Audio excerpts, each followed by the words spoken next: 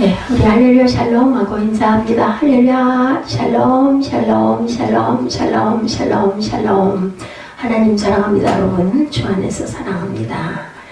예, 말씀 없어서 듣겠나이다. 예, 오직 말씀 위에 서야 되겠죠. 우리 성도들 또한 교회는 오직 하나님의 말씀 위에만 굳게 서야 합니다. 오늘 20장 28절에서 35절이 중심인데 우리 주석으로 전체를 다 한번 사도행전 20장 말씀 보면서 다시 한번 읽으면서 갑니다. 누가는 이제 바울의 제3차 선도 여행을 간략하게 마무리하고 있는데 여러분들 아시죠? 그 주간의 첫날 20장 7절에 보면 그 주간의 첫날에 우리가 떡을 때려 모였더니 바울이 이튿날 떠나고자 하여 그들에게 강론할세 날을 밤중까지 계속하며 이렇게 나와 있는데 그 주간의 첫날은 신약시대의 성도들은 안식일 대신에 안식하신 후 첫날이죠. 예수님이 부활을 금요일날 무덤에 들어가셨다가 주일날 부활하셨다 해서 그 7일째 되는 날은 우리는 주일로 예배를 드리고 있습니다. 계시록 1장 10절에도 주의 날, 고린도전서 16장 2절에도 매주 첫날에, 골로새서 2장 16, 17절에도 그러므로 먹고 마시는 것과 절기나 초하루나 안식일을 이유로 누구든지 너희를 비판하지 못하게 하라. 이것들은 장래일의 그림자이나 몸은 그리스도의 것이다. 이렇게 얘기합니다. 그래서 하나님께 대한 회개에 새 요한은 마태복음 3장 7절에서 12절, 예수님은 마태복음 4장 17절에, 바울은 오늘 20장 21절에 또 26장 20절에, 베드로 후서에는 베드로는 3장 9절에 하나님께 대한 회개가 나와 있습니다. 회개는 원어로 메토노니아라는 나의 뜻을 버리고 하나님의 말씀으로 돌이키는 것을 이야기합니다. 그래서 주의 백성이 자신의 죄를 깨닫고 고백할 뿐만 아니라 하나님의 도를 지켜 창조의 목적대로 하나님을 섬기는 것이 진정한 의미의 회개다. 하나님께로 돌이키는 거죠. 그래서 20장 21절에 보니까 회개죠. 예수께서 하나님의 아들 그리스도이신 것을 믿는 믿음과 생명의 말씀이심을 믿는 믿음을 우리는 가져야 된다. 그래서 마태복음 16장 16절에는 베드로가 고백하죠. 주는 그리스도시요 살아계신 하나님의 아들이십니다. 이것은 성령께서 알게 하셨다라고 얘기하죠. 그래서 22절에 성령의 매여라고 이야기를 합니다. 우리 그 절에 대한 것을 조금씩 보고 있습니다. 20절에 보라 이제 나는 성령에 매여 예루살렘으로 간다 이렇게 얘기하고 있죠. 이것은 푸뉴마 성령을 뜻하는 거죠.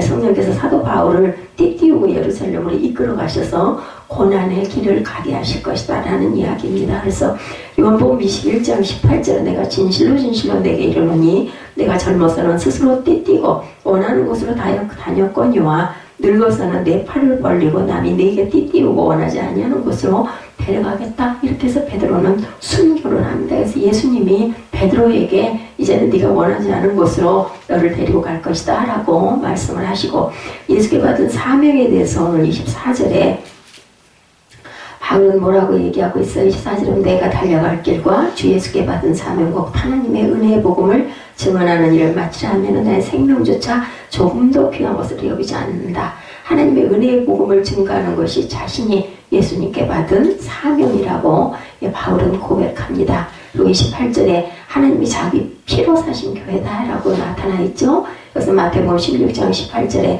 이 반석 위에 내 교회를 세우리니와 같은 뜻을 갖고 있습니다. 반석이 뭐예요? 예수님이죠. 예수님은 곧 말씀이십니다. 그래서 말씀에 굳게 서야 된다. 그래서 오늘 제목이 오직 말씀 위에 이렇게 제가 줄여봤습니다.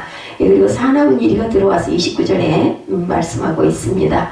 보니 내가 떠난 후에 사나운 이리가 이 누구예요? 사단이죠. 사단들이 들어온다. 그 양떼를 아끼지 아니한다. 진리의 영이신 성령께서 친히 우리를 진리 가운데로 인도하시는 성령 시대에도 마귀는 여전히 교회 안에 어떻게 들어와요? 가만히 들어와서 미혹한다. 이렇게 증거되어 있습니다. 그래서 우리는 항상 어떻게 해야 된다. 32절에 그 말씀이 능히 든든히 세우사 기업이 있게 하시리라. 이렇게 말씀합니다.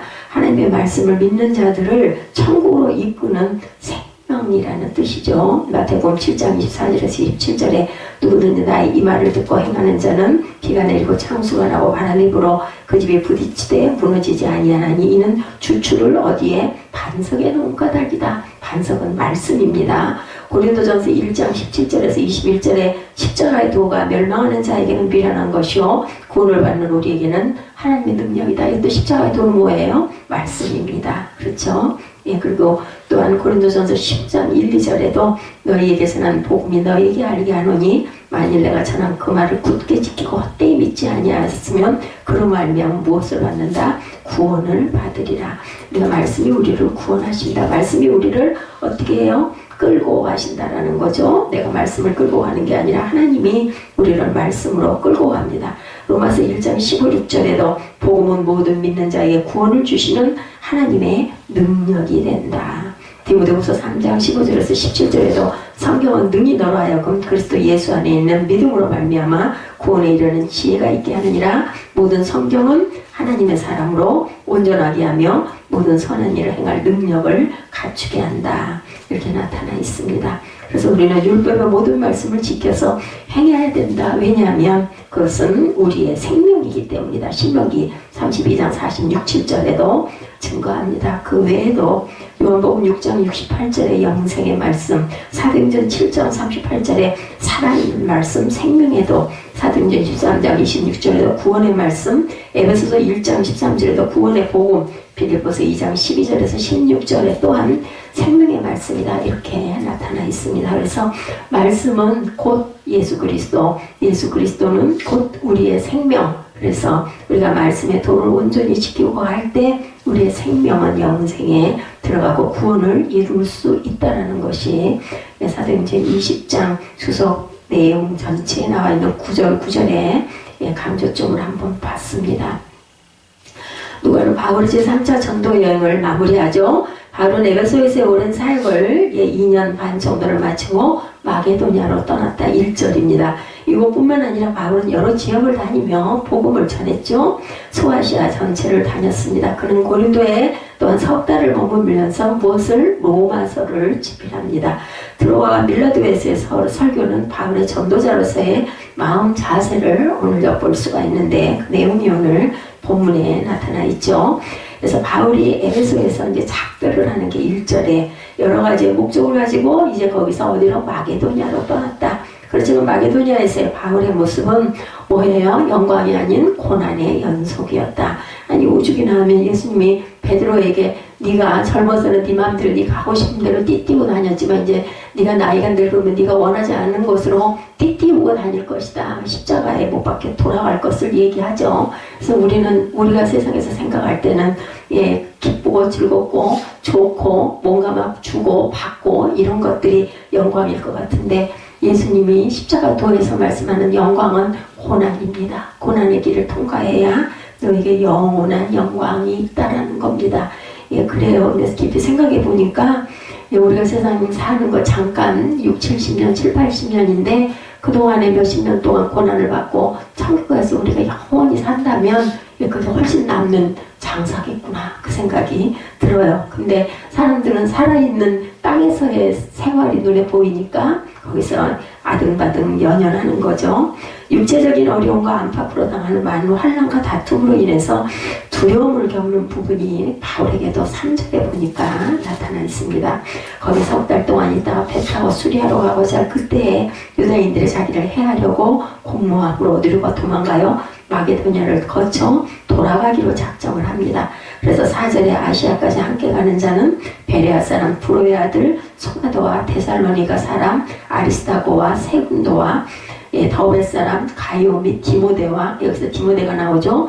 아시아 사람 두기고와 드로비모라 그들은 먼저 와서 들어와서 우리를 기다리더라. 이렇게 7명 정도가 이 바울을 보호하고 호위했던 그러한 주변에 아주 그 믿음이 좋은 청년들로 나타나죠.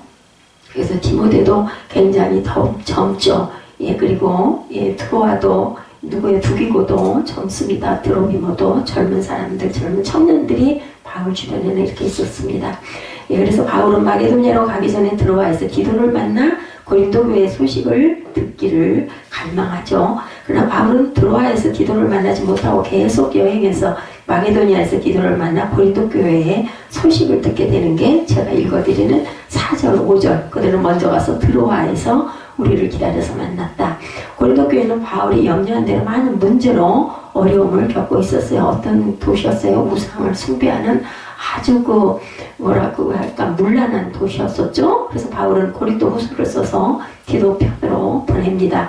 디도가 고린도 후서를 가지고 고린도로 떠난 후에 바울은 마게도니아 지방에서 그의 가을과 겨울을 지내면서 디도에게 편지를 쓰죠. 내가 추우니까 내 겉옷을 갖다 다오. 양피지로 싼 그 내 성경책도 좀 갖다 다오. 이렇게 디도가 뭐예요? 영적인 아들이에요. 그렇기 때문에 이렇게 편지를 쓰는 걸 우리가 봅니다. 이때 바울은 일루리곤에 이르기까지 폭넓게 복음을 전파합니다. 그 후에 바울은 고린도에 도착해서 또한 석 달을 머물죠.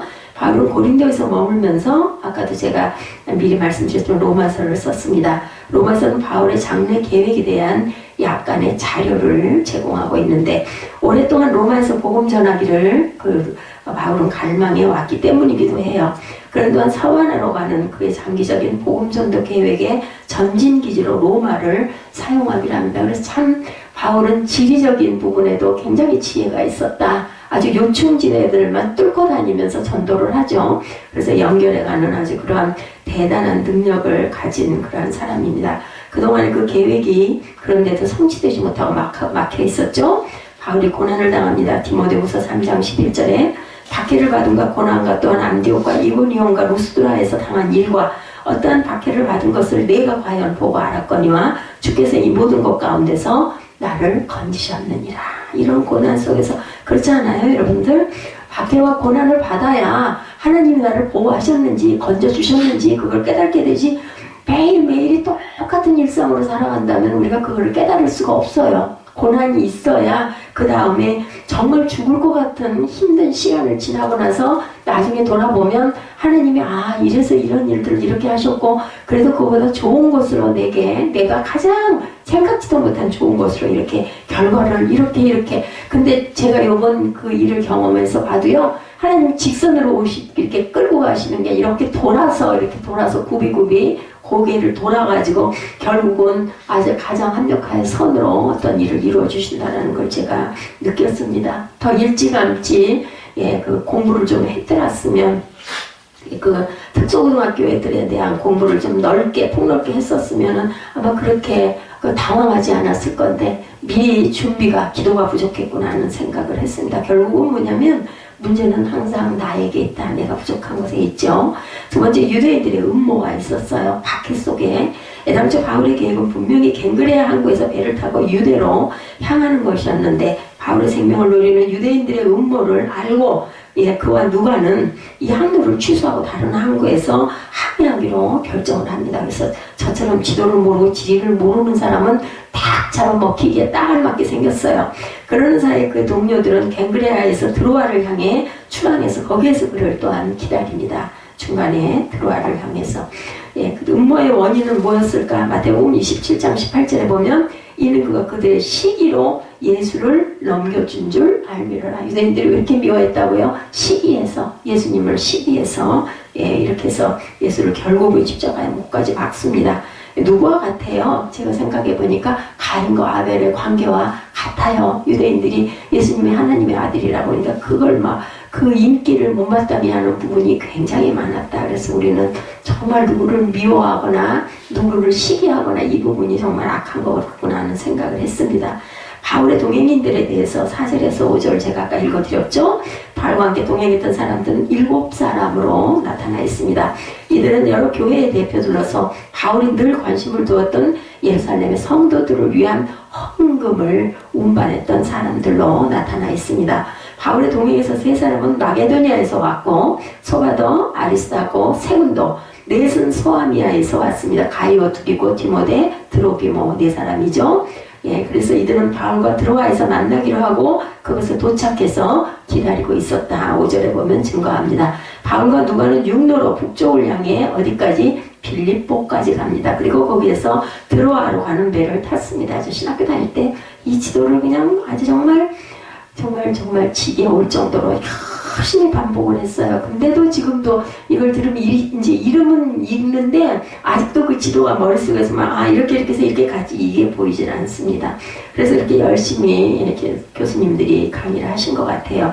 왜냐하면 정말 이 사도행전을 보면 지도를 꼭 알아야 우리가 그걸 짚어가요. 그러니까 돌고 돌아서 자꾸 전도 여행하는 게 이 전체이기 때문에 지역을 우리가 알아야 되기 때문이죠. 그래서 바스에는 6절에 보니까 바울은 닷새 만에 들어와 이르러서 동료들과 함께 만나 이래를 거기에서 머물렀다 이렇게 증거되어 있습니다.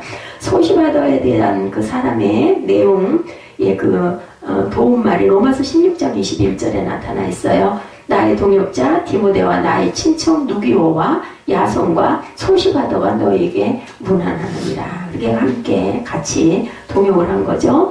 드로비모에 대해서도 디모데 후서 4장 20절에 에라스도는 고린도에 머물러 있고 드로비모는 병들어서 밀레도에 두었다. 이렇게 전도여행 다니다가 너무나 생활이 그죠? 어렵고 춥고 또 이게 지금처럼 차 편히 이렇게 좋지를 못하고 하다 보니까 힘들고 고생스럽죠. 그래서 이렇게 병이 나기도 합니다. 그래서 밀레도에 두었다. 드로비모는 증거되어 있습니다. 그래서 드로아에서 설교를 우리가 봅니다. 드로아에서는 교회가 있었던 것이 분명한 것이 본문의 청중들이 바울과 함께 항해할 일행들이었다면 그렇게 깊은 밤까지 강론할 필요가 없었는데 그 교회가 있다 보니까 거기서 늦게까지라도 강론을 하고 가야 되기 때문에 바울이 밤늦도록 강론하지 않았을까 이런 거죠. 드로아 교회는 아마도 사울이 에베소에서의 사역을 마무리할 즈음에 세워진 것으로 보인다. 이 증거는 고린도후서 2장 16절에도 증거하고 있습니다. 12절에도 증거하고 있습니다. 드로아에 갔을 당시 바울은 신령히 편지를 못했지만 그리스도의 복음을 전할 기회를 그래도 가졌었다. 근데 2년이 지난 후 다시 그곳에 갔을 때 거기서 만난 제자들을 보고 이전 교회 전도의 열매가 나타난 것을 발견을 합니다. 얼마나 기뻤을까요? 말씀 전파에 대해서 누가복음 9장 2절에 보면 하나님의 나라를 전파하며 앓는 자를 고치게 하려고 내보내셨다 이렇게 증거되어 있어요. 2년 전에 개척해내는 그 교회가 2년 후에 가보니 교회가 든든히 서서 예배들 드리고 그렇게 하고 있는 모습을 보면 얼마나 감회가 새롭고 기뻤을까 저도 그런 짐작이 됩니다. 그래서 바울의 설교와 이제 누구예요? 유두고가 졸다가 떨어져서 죽는 그런 내용이 나타나죠. 7절에서 12절에 보면은 어땠어요? 바울이 그 주간에 첫날에 우리가 떡을 때려야 모였더니 바울이 이튿날 떠나고자 하여 그들에게 강론하세 언제까지? 말을 밤중까지 계속하네. 우리가 모인 윗다리에 등불을 많이 켰는데 밤이었어요. 밤 늦었죠?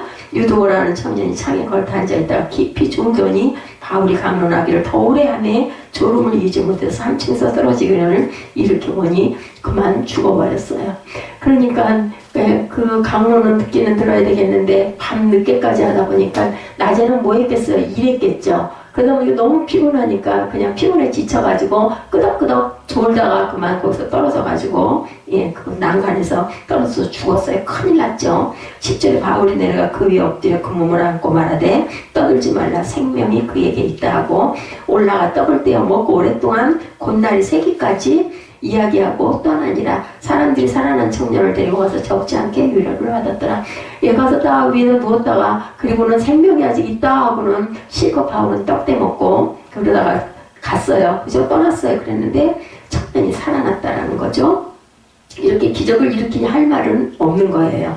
자, 동행들은 그날 저녁 드로아의 교인들과 함께 떡을 떼기 위해서 모인 거예요. 그 지역의 그리스도인들로서는 아마 마지막으로 바울과 지내게 될 좋은 기회였어요. 그래서 그들은 바울의 긴 강론을 경청한 거죠. 정말 귀하게 듣는 소리다 보니까 뭐 밤중밖에 시간이 없으니까 떠날 거니까 늦게까지 들은 거예요. 그런데 그만 청년 하나가 사고가 난 거죠. 졸음 때문에 졸다가 3층에서 떨어져서 1층으로 떨어져서 죽지 않겠어요? 죽었는데 바울이 그 몸을 끌어안자 생명이 돌아오죠. 이 일로 인해서 모든 사람들에게 하나님의 위로가 넘쳤다. 12절에 보면 이렇게 나타나 있습니다. 주일에 대한 이야기 아까 제가 말씀드렸죠. 고린도전서 10장 2절입니다. 매주 첫날에 너희 각 사람의 수입에 따라 모아두어서 내가 갈 때 연보를 하지 않게 하라. 이렇게 얘기합니다. 떡을 떼는 부분은 사도행전 2장 42절에 있죠. 그들이 사도의 가르침을 받아 서로 교제하고 떡을 떼며 오로지 기도하기에 힘썼다. 그때부터도 떡을 떼는 부분들 우리는 그것을 하나의 의식으로 달 첫 주에 우리 성찬을 하죠. 밀레도에서 바울의 고별 설교에 대해서 17절부터 나타납니다. 아스에서 밀레도로 분명히 바울은 원래 계획보다 드로아에 오래 머물렀습니다. 지연됨을 보충하기 위해서 그는 나머지 일행을 미리 보내고 자신은 육로를 통해서 아소라는 곳으로 갔어요. 그리고 아소에서 미둘렌에 기오 그리고 밀레도로 배를 타고 갑니다. 13절 14절에 증거합니다. 바울은 가능하면 오순절까지는 예루살렘에 도착하려고 이렇게 서둘렀던 거예요. 네, 13절부터 볼까요? 우리는 앞서 배를 타고 아소에서 바울을 데리고 그리로 간 이는 바울이 걸어서 가고자 하여 그렇게 정하여 준 것이라.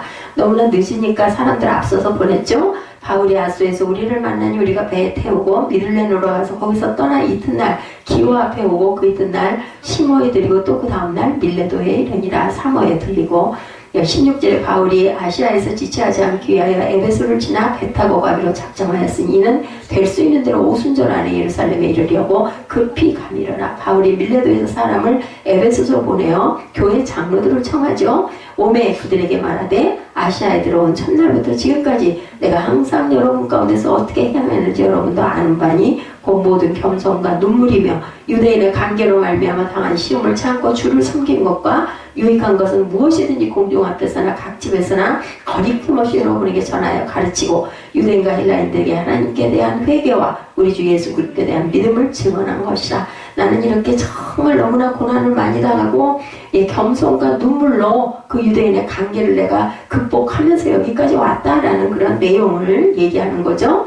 22절에 보라 이제 나는 성령에 매여 예루살렘으로 가는데 거기서 무슨 일을 당하는지는 알지 못한다. 오직 성령이 각성에서 내게 증언하여 결박과 환난이 나를 기다린다 하시나 내가 달려갈 길과 주 예수께 받은 사명 곧 하나님의 은혜의 복음을 증언한 일을 마치려 하면은 나의 생명조차 조금도 귀한 것으로 여기지 아니하노라. 보라 내가 여러분 중에 왕래하며 하나님의 나라를 전파하였으나 이제는 여러분이 다 내 얼굴을 다시 보지 못할 줄 아노라. 그러므로 여러분에게 증언하거니와 모든 사람의 피에 대하여 나는 깨끗하다. 이는 내가 꺼리지 않고 하나님의 뜻을 다 여러분에게 전하였다. 나는 내가 전할 수 있는 최대한의 것을 했기 때문에 나는 깨끗하다. 이렇게 정말 당당하게 얘기를 하죠. 근데 이제는 당신들이 나를 보지 못할 것이다. 그래서 나중에 끝부분에 보면은 막 얼굴을 끌어안고 같이 우는 부분이 나타납니다. 참 바울은 고난을 당하고 역경에 역경을 겪었지만 그래도 저는 제가 생각하기 정말 부럽고 정말 행복한 사람이었구나 하는 생각이 들어요.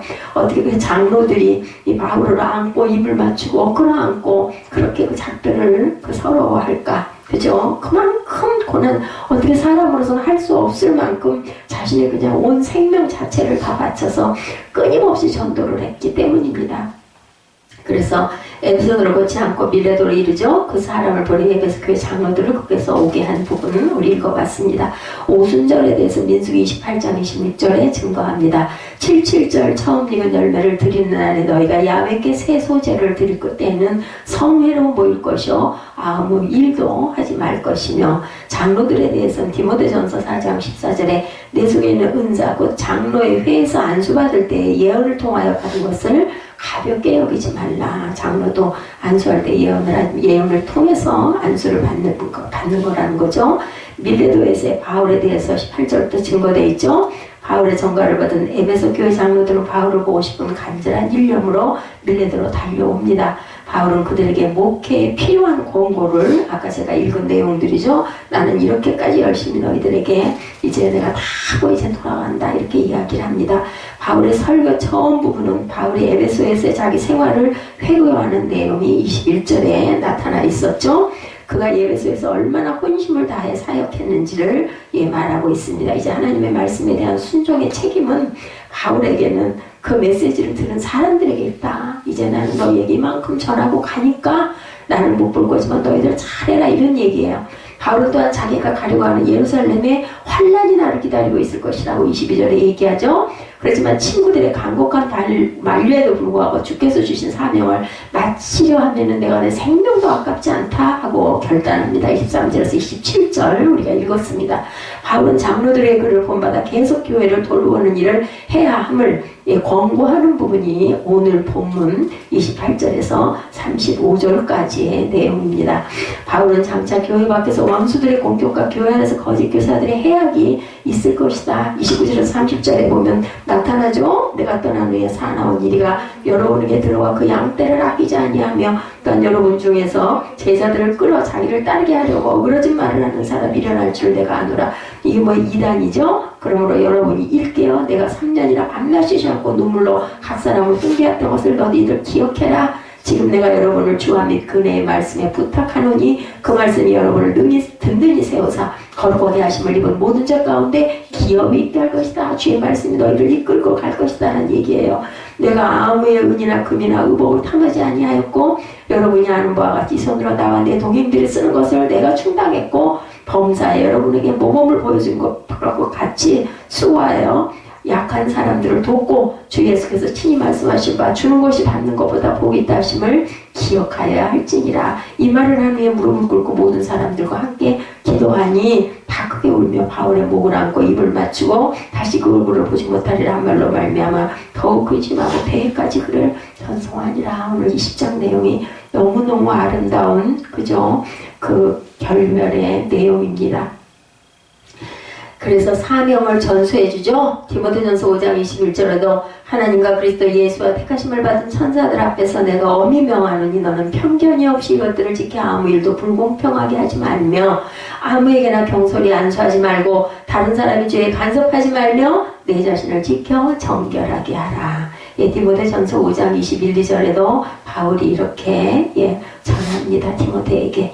그래서 오늘 20장은 에베소 교회의 장로들은 바울이 새 신자들에게 썼던 관심과 그가 교회를 위해 일했던 정신을 본받으라 라는 내용이죠. 바울은 주 예수께 받은 사명을 하나님의 은혜의 복음 증거하는 일과 하나님 나라를 전파하고 하나님 뜻을 전하였으므로 그것을 나는 부끄럽게 생각할 게 없다. 깨끗하다 하고 요약합니다. 임종을 앞두고 그의 하나님 앞에 드렸던 고백을 연상케 하는 내용이죠. 과연 교회를 섬기는 사역자의 자세가 어떠해야 하는지를 여기서 보여주고 있습니다. 우리는 그래서 정말 깨끗한 그러한 사역자들이 돼야 되고 종들이 돼야 되고 그리고 자녀가 돼야 되겠죠. 자, 이런 이야기가 있습니다. 이것은 내 성경입니다. 현재 미국에 있는 가장 유명한 교회 중에 하나가 레이크우드 교회라고 해요. 휴스턴 로키즈 프로 농구팀이 쓰던 16,000석 좌석의 농구장을 구입을 해서 예배를 드리고 있는데 매주 3만 명 이상이 출석하는 초대형 교회라고 합니다. 그러니까 이걸 16,000좌석을 구입을 해서 매주마다 예배를 드린다고 합니다. 레이크우드 교회의 조엘 오스틴 목사님은 우리가 잘 알죠. 긍정의 힘이라는 책 저자죠. 특이한 것은 이 교회에서 설교 시작하기 전에 온 성도와 성경에 손을 들고 하는 말이 있다고 합니다. 거기다가 성경을 손에 들고 바로 레이크우드 교회 신앙고백이라고 부르는 그러한 그 의식이라고 그래요. 이 신앙고백은 레이크우드 교회를 개척한 조엘 오스틴 목사의 아버지 존 오스틴 목사가 대대로 물려오는 가난을 끊고 가문에게 복이 시작되기 위해 늘 말씀하던 것이다. 이렇게 내려온다고 합니다. 내용이 길어서 앞부분만 짧게 보면 찾아보면 나오겠죠. 레이크우드 교회 신앙 고백하고 나와 있습니다. 컴패션입니다. 더 레이크우드 컴패션. This is my Bible. 어렵지 않더라고요. 저도 영어를 잘 못하지만 보니까 이것은 내 성경책입니다. 이죠? 각자 자기의 성경을 손에 들고. 근데 중요한 것은 요즘에 성경책 안 들고 다니는 사람들이 너무 많아요. 그래서 이걸 선포하려면 꼭 성경책을 들고 다녀야 되겠더라고요. This is my Bible. 자기 성경책을 손에 들고 이것은 내 성경입니다. 그리고 I'm what it say I am. 성경이 내가 누구인지 말씀한 것이 바로 나입니다. I have what it says I have. 성경이 내가 소유하고 있다고 말씀한 것을 나는 소유하고 있습니다. 이건 나의 물질적 영적인 소유를 가리킨다. I can do what it says I can do. 성경이 내가 할 수 있다고 말씀한 것을 나는 할 수 있습니다. 고백하는 거죠. 그리고 today I will be together taught the word of God. 오늘 나는 하나님의 말씀의 가르침을 받을 것입니다. 이렇게 고백을 한다고 그래요. 예배드리기 전에 딱 성경을 들고 It is my Bible. I am what it says I am. I have what it says I have. I can do what it says I can do. Today I'll be taught the word of God. 이렇게 얘기를 한다고 그래요. 이 신앙 고백을 우리가 한 번씩 해보는 것도 참 나쁘지 않겠다는 생각을 저도 해봤습니다. 그래서 이 신앙 고백은 온 성도가 각자 자기 성경책을 들고 해야 되기 때문에 꼭 성경을 가지고 다녀야 된다. 게다가 성경 본문과 찬송들이 요즘에 전부 다 영상으로 뜨니까 찬송가도 뭐 상관이 없잖아요. 그죠? 복음성가도 전부 다 영상으로 나오기 때문에. 그래서 항상 내 성경 찬송을 들고 오는 습관을 갖자. 그 교회는 이렇게 쓰여 있다고 합니다. 그리고 당당하게 내 성경책을 들고 신앙 고백 첫머리 This is my Bible 이렇게 외쳐야 되지 않겠느냐고 얘기한다고 그래요. 이처럼 내 성경을 가지고 내 신앙 고백을 하는 사람을 우리는 따라합시다. 말씀의 사람이라고 부른다고 그들은 얘기한다고 합니다. 이 말씀의 사람은 늘 내 성경을 가지고 내 성경책을 사랑하며 말씀을 늘 읽고 묵상하고 말씀대로 살려고 노력하는 그러한 사람들 참 의미가 좋은 것 같아서 제가 발췌를 해봤습니다. 이 말씀의 사람은 늘 설교를 듣기 전에 레이크우드 신앙고백처럼 오늘 나는 하나님의 말씀의 가르침을 받을 것입니다 하고 고백하고 나는 그 말씀의 가르침대로 따라 살 것입니다 라고 고백한다고 합니다. 이런 사람은 우리는 또 다른 말로 어떤 사람? 말씀 위에 든든하게 서가는 성도. 그래서 제가 말씀 위에 오직 말씀 위에 이렇게 제목을 잡아봤습니다. 이런 성도가 속한 가정을 우리는 말씀에 든든히 선 가정이라고 그러겠죠. 그리고 그러한 교회를 말씀 위에 든든히 선 교회라고 부를 수 있을 겁니다. 모두가 이렇게 말씀에 든든히 선 성도, 말씀 위에 든든히 선 교회가 자동으로 되는 그러한 그 바람이, 성령의 바람이 많은 교회에 불기를 주님의 이름으로 축복합니다. 그래서 말씀에 든든히 선 교회는 고린도전서 3장 10절에서 11절에 사도 바울은 교회의 참된 기초에 대한 말씀을 하고 있습니다. 10절에 보면 볼까요? 고린도전서 3장 10절 11절을 한번 보죠. 내게 주신 하나님의 은혜를 따라 내가 지혜로운 건축자와 같이 터를 닦아두매 다른 이가 그 위에 세우나 그러나 각각 어떻게 그 위에 세울까를 조심할지니라. 11절 이 닦아둔 것 외에 능히 다른 터를 닦아둘 자가 없으니 이 터는 누구예요? 곧 예수 그리스도라 이렇게 얘기하고 있습니다. 그런데 처음 복음을 전하고 교회를 처음 세운 사람 누구? 바울이죠. 본인입니다. 요즘으로 치면 교회를 개척하고 부흥시킨 목사님이세요. 바울은. 그런데 언젠가 이런 분이 계셨다고 그래요. 어떤 교회, 아마 중형교회 정도 됐던 것 같아요. 그 목사님이 은퇴를 하면서 내가 이 교회를 처음 개척해서 이만큼 부흥시켰으니 은퇴비를 이만큼 주시오 하고 딱 액수를 얘기를 했는데 거의 그 교회에 1년 예산도 넘는 엄청난 액수를 요구해서 교회가 굉장히 혼란에 빠졌다는 그런 이야기가 있었다고 합니다. 그 교회는 누구의 교회예요? 하나님의 교회, 예수님이 주인이시죠. 본인이 개척을 해서 세운 게 아니라 성령께서 일하신 교회죠. 자기가 교회에 터인 양 착각을 하는 것은 있어서는 안 된다. 훌륭한 목사님들도 많은데 아마 이 목사님은 또 이런 생각을 했던 것 같습니다. 가끔 교회 매매한다는 광고도 많이 나오고 저희 교단에도 지난번에 그런 그 내용이 매매한다고 아프신 목사님이 교회를 아마 크게 지으셨다가 아마 그게 힘이 들어가지고 부도가 났거나 그런 교회들을 그렇게 매매할 때 성도들도 함께 그리고 뭐 얼마 이렇게 가격이 정해져서 우리는 숫자를 따질 수가 없는 기가 막힌 금액입니다. 그런데 어찌됐든 어쩔 수가 없으니까 빚 때문에 그러니까 그렇게 내놓는 그런 가슴 아픈 일들이 많습니다. 바울도 얼마든지 고린도 교회 주인 행세를 하고 교회 이런저런 요구를 할 수도 있는 분이에요. 그렇지만 절대로 그 부분은 그러지 않으셨다는 것. 11절 말씀에 이 닦아둔 것 외에 능히 다른 터를 닦아줄 자가 없으니 이 터는 곧 예수 그리스도시라. 우리 고린도전서 아까 읽었던 3장 11절에 그렇게 나와 있죠. 그 터 위에 후임 목사님 누가? 아볼로아라는 사람들이 교회를 잘 세워나가야 된다. 저는 참 이 내용 본문을 쭉 보면서 맞아 그래 내가 정말 이렇게 정말 미미하게 이렇게 교회를 지금까지 10년 이상을 이끌고 가고 있지만 분명한 것은 성령께서 계시고 예수님이 보고 계시고 알고 계시고 많은 인원이 예배를 드리는 것도 굉장한 영광이고 아름다운 모습이지만 정말 소수의 인원들이 그 꼬박꼬박 예배드리고 특성하는 이 모습을 하나님이 보셨다면 분명히 이것은 그것은 아닐 거다. 내가 언제 가든 언제 있든 언제까지 있든 그거는 중요하지가 않다. 저는 이런 바울의 마음 속에서 그런 마음을 읽었습니다. 교회는 영원합니다. 사람은 있다가 가지만 우리는 잠깐 있다가 가죠. 안 계지만 하나님이 세운 교회는 뭐 살아있으면, 말씀이 살아있으면, 단 한 명만이라도 말씀 위에 굳게 서 있으면 거기에서 또 맥이 뻗어가지고 어떤 다리를 놔서라도 분명히 그것은 하나님께서 내가 하는 일이 아니라 하나님이 하시는 일이다. 부끄럽지만 최선을 다하다가 하면은 그걸로 끝이겠죠. 그 다음은 하나님이 끌고 가실 거니까. 아무리 십자가 달고 교회가 한판 붙여도 교회가 아닌 교회가 있고, 아무리 성도가 많고 아무리 돈이 많고 재정이 튼튼해도 교회가 아닌 교회가 있고, 산골짜기 오막살이 같은 곳에 십자가 하나가 서 있고 성도 두세 명이 예배를 드려도 거기에 성령이 계시면 그것은 아름다운 교회입니다. 그것을 세상 사람들은 잘 알지 못해요. 우리 교회가 작아서 하는 얘기가 아니라, 저는 그래서 정말 더 은혜를 더 많이 받습니다. 이런 본문들을 보면서 어떤 사람도 예수님 대신, 영원하신 하나님의 말씀 대신 교회의 터가 될 수는 없다는 거. 사람 교회가 터가 될 수 없습니다. 아무리 헌금을 많이 하고 교회를 건축을 하고 지었다 할지라도 그것이 교회의 터가 될 수는 없다. 교회의 터는 말씀이시라는 거죠. 교회의 터는 말씀입니다.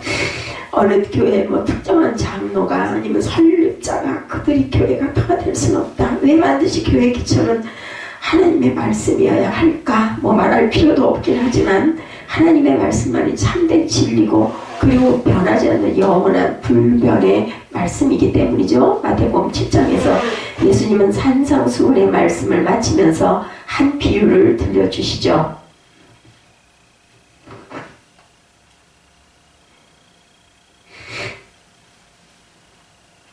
이 비유도 역시 고린도전서 3장 사도 바울의 비유처럼 건축자의 비유입니다. 마태복음 7장에도 보면 바울이 아마 예수님의 이 비유를 듣고 영향을 받아서 고린도전서 3장을 쓰진 않았을까 하는 생각도 듭니다.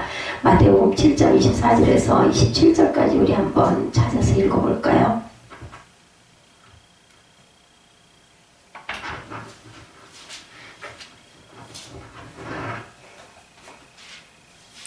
마태복음 7장 24절에서 27절까지입니다. 그러므로 누구든지 나의 이 말을 듣고 행하는 자는 그 집을 반석 위에 지은 지혜로운 사람 같으리니 비가 내리고 창수가 나고 바람이 불어 그 집에 부딪히되 무너지지 아니하나니 이는 주추를 반석 위에 놓은 까닭이요 나의 이 말을 듣고 행하지 아니하는 자는 그 집을 모래 위에 지은 어리석은 사람 같으리니 비가 내리고 창수가 나고 바람이 불어 그 집에 부딪힘에 무너져 그 무너짐이 심하니라.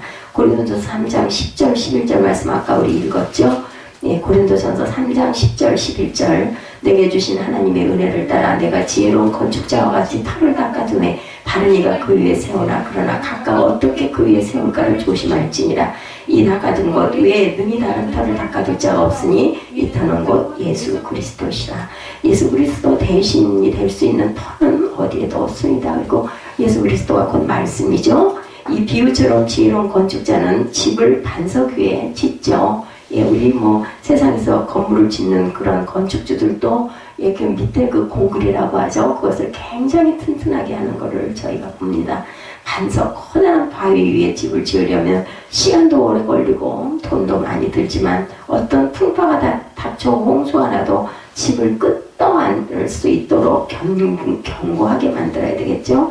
그런데 어리석은 건축자는 손쉽게 집을 모래 위에 짓습니다. 왜 빨리 얼른 지어서. 그래서 그런 말 있죠. 막 옛날에 집 한참 지어서 팔 때 날릴 집이라고 얘기합니다. 그냥 대가 겉으로 보기에는 겉은 껍질은 막 대리석을 붙이고 화려하고 멋진데 그냥 기초를 튼튼하게 안 하면 나중에 그 집이 막 금이 가고 그리고 기울어지고 쓰러지고 무너지고 이런 일들이 일어납니다. 이런 어리석은 건축자가 되어서는 안 되겠다. 우리 성도들 개인도 내가 아무리 인생을 잘 계획하고 노력해서 멋진 인생을 만들어도 그 인생을 모래 위에 세우면 작은 시험과 유혹에도 반드시 무너져 간다라는 것. 반석 위에 세우면 절대로 안 무너지죠. 교회도 마찬가지라는 거죠. 한순간에 시험 들고 무너지지 않는 좋은 집, 멋진 교회 건물, 그게 중요한 거 아니라 말씀의 반석 위에 굳게 세우고 가야 된다. 자, 우리 본문 사도행전 20장 28절로 32절로 우리 잠깐 돌아가 봅니다. 바울이 일평생 선교하며 또달떠가 밀레도라는 곳에 이르러 자신이 세운 에베소 교회의 사랑하는 장로님들 그곳으로 불러서 마지막 유언처럼 남긴 당부의 말씀드렸어요. 그죠? 아까 우리 쭉 전체를 보면서 봤습니다. 28절부터 다시 한번 보니 여러분은 자기를 위하여 28절에 또 온 양떼를 위하여 삼가라. 성령이 그들 가운데 여러분을 감독자로 삼고 하나님이 자기 피로 사신 교회를 보살피게 하셨느니라. 하나님이 자기의 피로 사신 교회를 우리에게 보살피게 하셨다는 거예요. 여기서 사도 바울은 에베소 장로들에게 영적 지도자의 자세를 말씀하고 있죠. 진정한 영적 지도자는 첫째로 온 양떼를 위하여 삼가야 한다라는 거예요. 삼간다는 뜻은 조심한다라는 거죠. 그리고 잘 살핀다. 자기 자신도 잘 살펴야 되겠죠. 자기 관리를 잘해라. 장로들이, 교회 지도자들이 자기 관리를 잘해야 된다. 스스로 조심하고 자기 자신을 돌아볼 줄 알아야 된다는 겁니다. 28절에 하나님이 자기 피로 사신 교회를 보살피게 하셨기 때문이다. 하나님이 자기 피로 사신 귀중한 교회를 보살피라고 그 소중한 양떼를 치라고 맡기셨기 때문에 지도자들은 자기 관리를 잘해야 된다. 이렇게 저처럼 건강이 나쁜 것도 자기 관리를 잘 못한 불충이에요. 감기가 든 것도 마찬가지죠. 목자가 자빠지면 양떼들이 죽죠. 교회 지도자가 넘어져서 교회 전체가 큰 혼란에 빠지는 것을 주변에서 많이 봅니다. 그래서 목자와 장로와 교회 지도자들이 자기 자신부터 살피고 조심할 줄 알아야 되겠다. 그리고 성도들이 본받아 자기 자신을 삼가고 조심한다면 교회의 모든 대부분의 문제가 해결이 된다. 그러나 지도자들이 착각하지 말아야 될 것이 하나 있습니다. 교회도 하나님의 것, 양떼도 하나님의 것, 그리고 나는 양떼의 구애를 대신 맡은 청직이라는 것을 절대로 잊어버리면 안 된다. 아까 그 어떤 분처럼 내가 교회 처음에 창립해가지고 이만큼 키웠으니까 내가 은퇴하니까 이만큼 주셔 이런 얘기를 해서는 안 된다는 거죠. 내가 교회 주인이냐 특권의식이나 권위의식을 절대로 가져서는 안 된다. 우리는 그저 종이고 섬기는 자일 뿐이에요. 그래서 그런 얘기를 많이 하죠. 어디에서 어느 교회를 섬기는 작은 종입니다. 이렇게들 겸손하게 이야기를 합니다. 교회의 주인은 오직 하나님 한 분. 나는 그저 하나님이 교회 감독하고 관리하라고 맡긴 종에 불과하다. 집사예요, 집사. 그죠? 그래서 보면 어떤 그 대형 교회들은 그 집사들을 둡니다. 그 집을 지키고 그 교회를 지키고 거기서 항상 사는 분들이 있죠. 그래서 이런 좋은 지도자, 좋은 목자와 반대말이 바로 29절에 나오는 사나운 일이라고 이렇게 나옵니다. 그들은 잘못된 지도자로 양떼를 아끼지 않죠. 하나님이 대신 자기를 따르게 하려고 어그러진 말을 합니다. 하나님 대신 나를 따르라. 내가 하나님 대신 교회의 주인 노릇하고 양들이 하나님 대신 나를 따르게 하면 무조건 거짓된 지도자고 사나운 일이라는 것을 우리가 알아야 된다. 둘째로 진정한 영적 지도자는 눈물이 있어야 된다. 31절입니다. 그러므로 여러분이 일깨어 내가 3년이나 밤낮 쉬지 않고 눈물로 각 사람을 훈계하게 했던 것을 기억하라. 바울이 이렇게 얘기하죠. 바울은 내가 에베소 교회를 위해 3년이나 밤낮 쉬지 않고 눈물로 각 사람을 훈계하던 것을 기억하라고 말합니다. 눈물로 성도를 훈계하고 가르치는 지도자, 자신의 회개의 눈물, 진심의 눈물, 진심으로 성도들과 함께 기뻐해주고 함께 울어주고 공감의 눈물을 가진 사람이라야 교회가 일어난다는 거죠. 지도자의 눈물의 기도가 교회를 살린다는 이야기입니다. 또한 눈물의 기도와 더불어 영적 지도자는 32절에 반드시 하나님의 말씀에 교회와 성도들을 든든히 세워가야 된다. 32절 지금 내가 여러분을 주와 및 그 은혜의 말씀에 부탁하노니 그 말씀이 여러분을 능히 든든히 세우사 거룩하게 하심을 입은 모든 자 가운데 기업이 있게 하시리라. 바로 여기서 교회의 목적이죠. 말씀 위에 든든히 선 건강한 교회가 목적입니다. 교회를 이끌어가야 하고 반드시 자기 말이 아니라 하나님의 말씀의 교회를 세워가야 된다. 마지막 세 번째로 교회 지도자는 35절처럼 주는 것이 받는 것보다 복이 있다는 마음을 가져야 된다. 나 중심이 아니라 누구 중심? 당신 중심이 돼야 된다는 거죠. 33절에서 바울 자신이 고백한 것처럼 모든 탐심을 버리고, 그죠? 35절에 모범이 되어야 된다. 목사와 장로와 지도자들은 성도의 모델이 되고, 성도들은 또 다른 성도의 모범이 되고, 교회는 세상의 모범이 되면 한국교회의 모든 위기는 그 극복된다라는 말씀이죠. 이 말씀에 순종해서 스스로를 삼가고 자기 관리를 철저히 하고 눈물의 기도 하나님의 말씀에 우리가 교회에 있을 때 이 교회는 든든히 서간다. 주는 것이 받는 것보다 복이 있다는 말씀에 순종해서 더 베풀고 나누고 희생하고 목양하는 것, 이것이 바로 담임 목사가 하는 것이 아니라 우리 모든 성도들이 함께 해야 될, 그래서 이 시대의 진정한 교회를 살리는 방법이 바로 이 부분이다라는 거죠. 심각한 분란에 빠진 교회들 엄청 많습니다. 요즘에 교회 문을 닫는 교회들 너무 부지기수입니다. 부도가 나는 교회도 너무너무 많습니다. 짓다가 어느 날 어머니가 형제를 불러서 말씀했대요. 얘들아, 이 검은 콩 한 말과 흰 콩 한 말을 한 자리에 섞어 놓아봐라. 이렇게 얘기를 하니까 애들이 신나서 뭐 섞는 거야 뭐 어렵겠어요. 그랬더니 엄마 뭐라고 그러셨을까요? 이제는 그 콩을 다시 분리를 해서 검은 콩과 흰 콩을 좀 가려내라. 이렇게 얘기를 하셨다고 합니다. 얼마나 오래 걸렸을까요? 갖다 엎는 건 금방 엎는데 그걸 다시 회복시키려면 오랜 시간이 걸린다라는 거죠. 가정도 마찬가지고 교회를 세우는 데는 수십 년의 눈물과 기도와 희생과 헌신이 필요하지만 무너지는 것은 몇 달, 몇 주밖에 안 걸린다라는 것. 그 무너진 것을 회복하려면 몇십 년도 모자란다라는 거죠. 우리는 교회를 절대 내 생각 위에 세워서는 안 되겠다. 어떤 시련이나 위기가 닥쳐와도 절대로 무너지지 않는 영원한 하나님의 말씀 위에 세워야 할 것이다.